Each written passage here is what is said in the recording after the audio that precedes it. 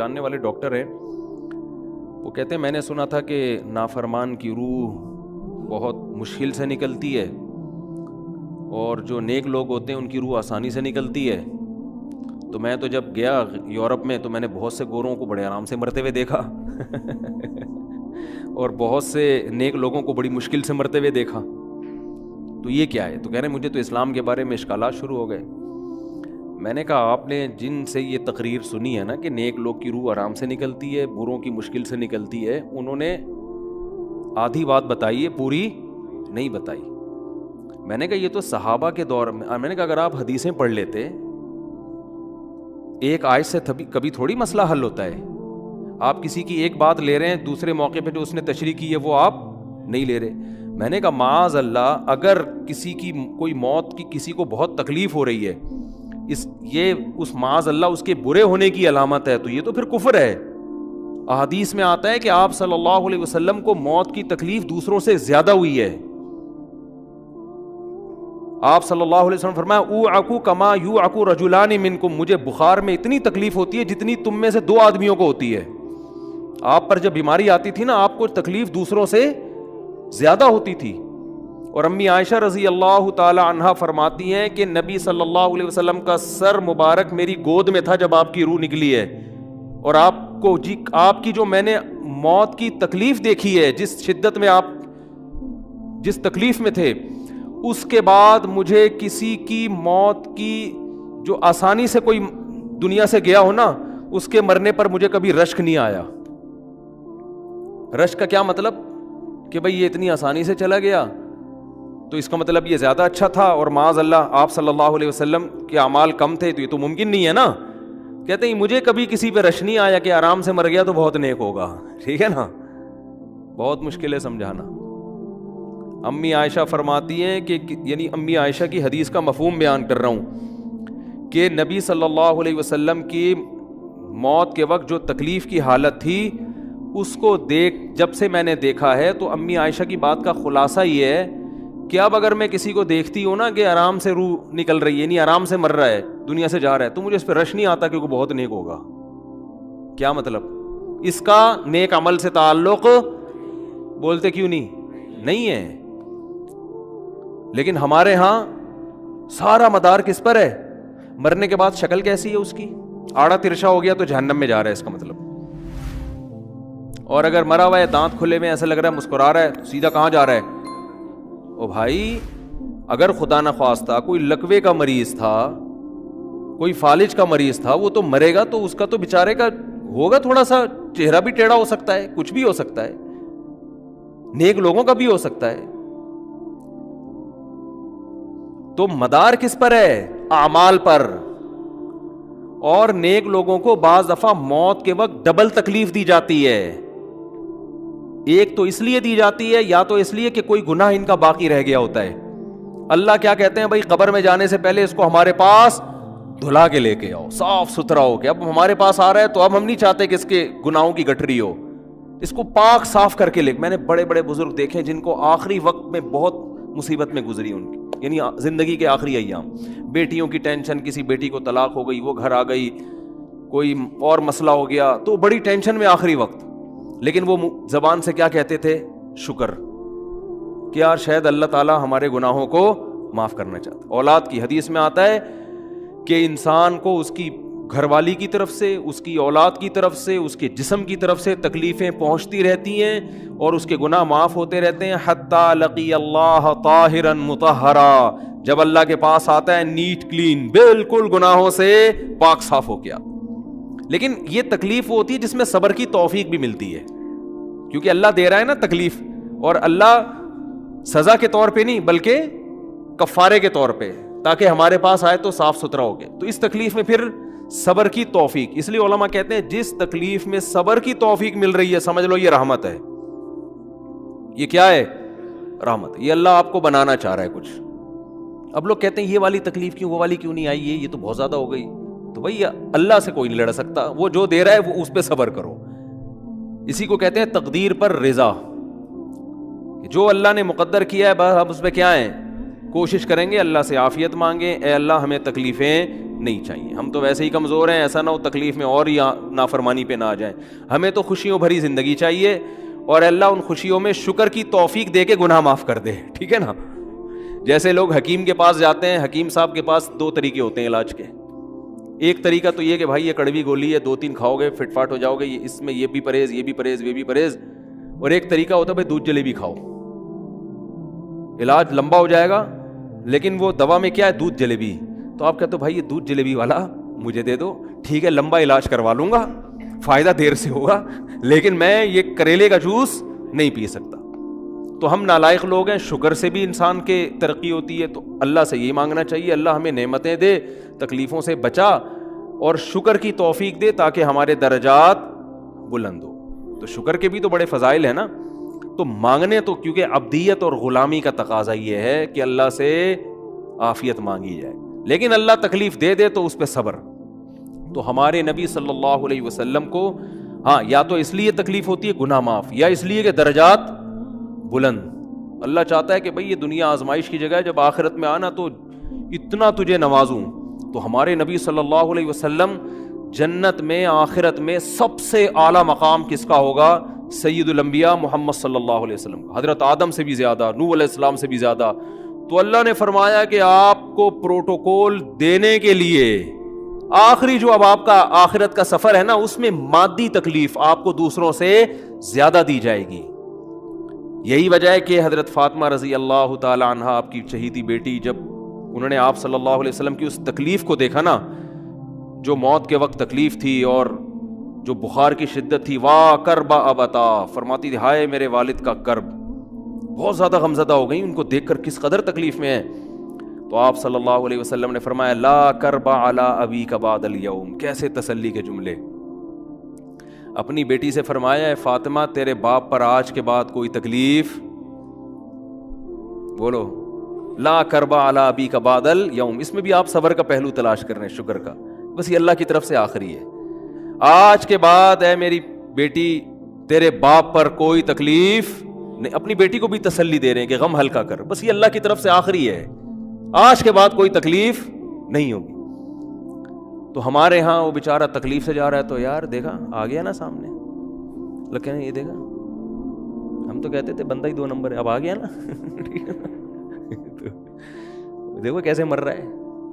اور پیغمبروں کو تکلیف تو دی جاتی ہے, لیکن کوئی ایسا عیب نہیں ہوتا, ایسی بیماری نہیں ہوتی جو لوگوں میں معیوب سمجھی جاتی ہو, یہ نہیں ہوتا. کیونکہ پیغمبر اللہ کے قاصد ہیں, تو اللہ ان کو ہر لحاظ سے امت کو یہ بتانا چاہتے ہیں یہ میرے رسول ہیں, یہ میرے سفیر ہیں. تو کوئی بھی ایسی چیز جس کی وجہ سے لوگوں کو ان سے نفرت ہو, یا طبعی نفرت جو انسان کے اختیار میں نہیں ہوتی, تو اللہ ایسی بیماری اور ایسی تکلیف سے بچاتے ہیں ان کو. سمجھ میں آ رہی ہے بات؟ لیکن امتی کو ایسی تکلیف ہو سکتی ہے. یہ جو ختم نبوت کے علماء کہتے ہیں نا مرزا غلام احمد بیت الخلاء میں گر کے مر گیا, تو بعض لوگ کہتے ہیں وہ تو بیت الخلاء میں تو فلاں بزرگ کا بھی انتقال ہوا تھا, فلاں کا بھی بزرگ کا ہو سکتا ہے, پیغمبر کا بیت الخلاء میں انتقال بولو نہیں ہو سکتا. کیونکہ پیغمبر کو اللہ ایسے عیب سے بچاتے ہیں جو انسانوں میں عیب سمجھے جاتے ہیں. تو پیغمبر کو ایسی بیماری نہیں ہوتی, جیسے اچھوت کی بیماری ہے کہ کوئی ہاتھ نہیں لگا سکتا اس کو, ایسی بیماری پیغمبروں کو نہیں ہوتی. کوڑ کی بیماری پیغمبروں کو نہیں ہوتی, کیونکہ ایسی بیماری جس سے لوگ گھن کھاتے ہیں, ایسی نہیں. لیکن امتی کو ہو سکتی ہے, امتی کو ایسی بیماری ہو سکتی ہے, اللہ اس کے درجات کیا کرے گا؟ بلند کرے گا اس سے. مجھے ایک واقعہ کسی نے سنایا کہ ایک ہندو تھا, اس کو کوڑ کی بیماری تھی. کوڑ نہیں ہوتا گوشت گلنا شروع ہو جاتا ہے, تو یہ بیماری پھیلتی ہے. تو اس کے رشتہ داروں نے بالکل الگ کر دیا اس کو, وہیں سے کھانا پھینکتے ایسے کر کے. کہیں تبلیغی جماعت گئی, ان کو پتہ چلا, وہ بیٹھ گئے اس کے پاس جا کے, اس کو کھلا بھی رہے ہیں پلا بھی رہے ہیں.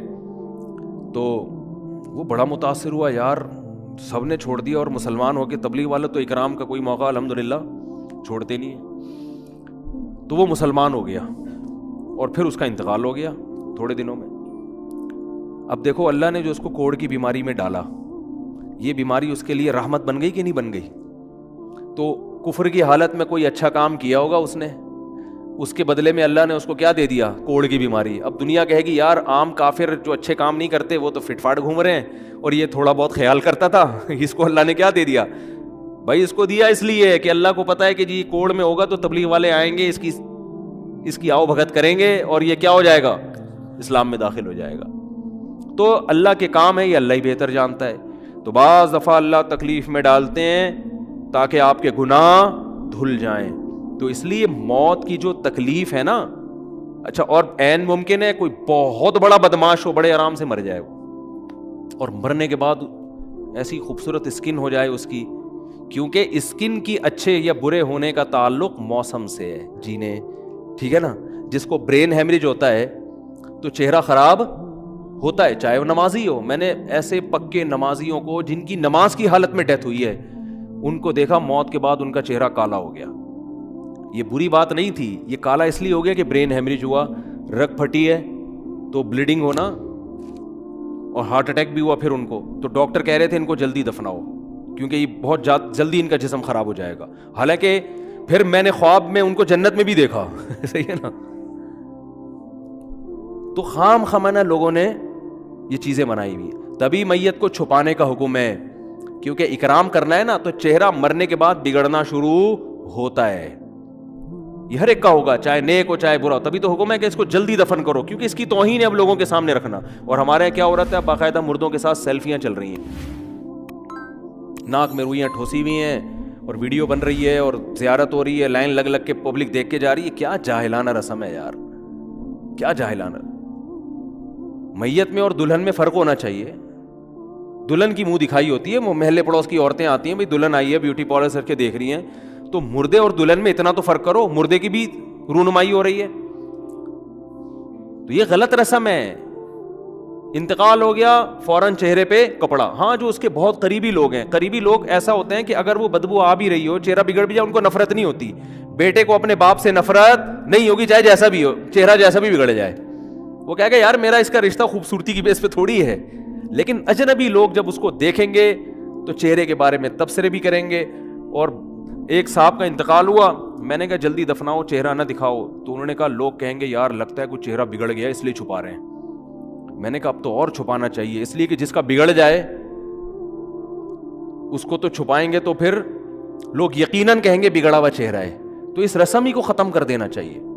انتقال ہوا فوراً چہرے پہ کپڑا. ہاں بیوی دیکھ سکتی ہے اپنے شوہر کو, یا بیٹے ہیں, یا اس طرح جو بھائی بہن ہیں قریبی, وہ دیکھ لیں. باقی پبلک سے چھپا کے اس کو فوراً کیا کرو, دفن. اب تو قبر میں جا کے بھی دکھا رہے ہوتے ہیں.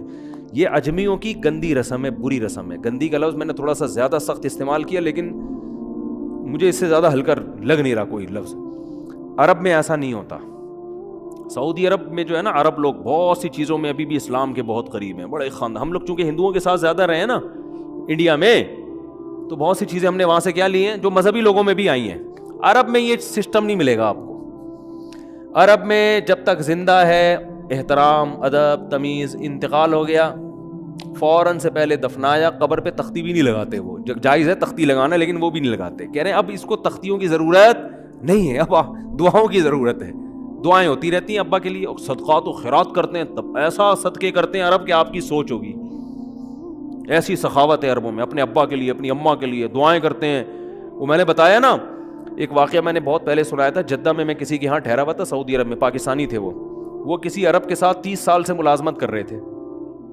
عربوں کا نا آپ کو ایک پہلو دکھایا جاتا ہے میڈیا پہ, جو اچھا پہلو ہے وہ نہیں دکھایا جاتا. جو اسلام کی وجہ سے ان میں خوبیاں ہیں وہ نہیں دکھایا جاتا. تو ایک عرب شیخ تھا جس کی ہاں یہ ملازم.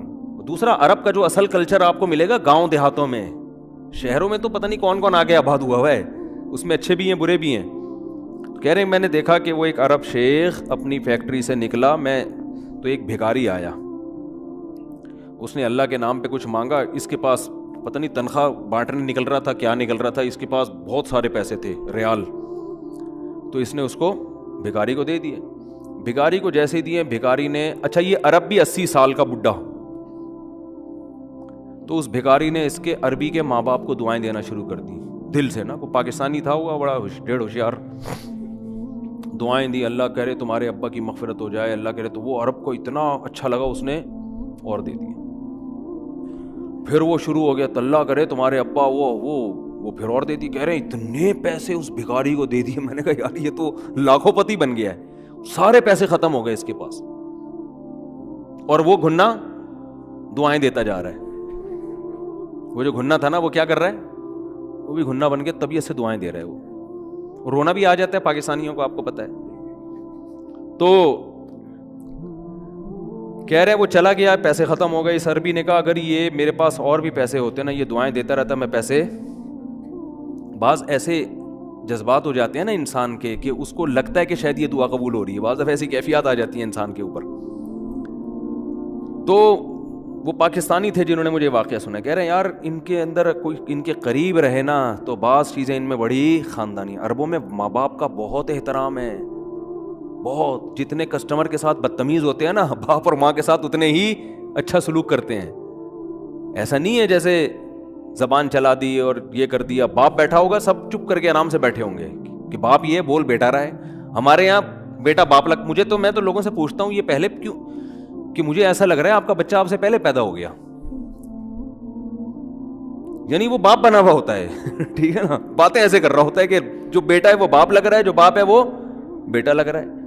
تو خیر کہاں سے کہاں بات چلی گئی. بات چل رہی تھی کہ موت کی تکلیف اگر کسی کو ہوتی ہے, میں یہ بتا رہا تھا کہ اسلام کی باتیں اللاجیکل بات اسلام نہیں کرتا.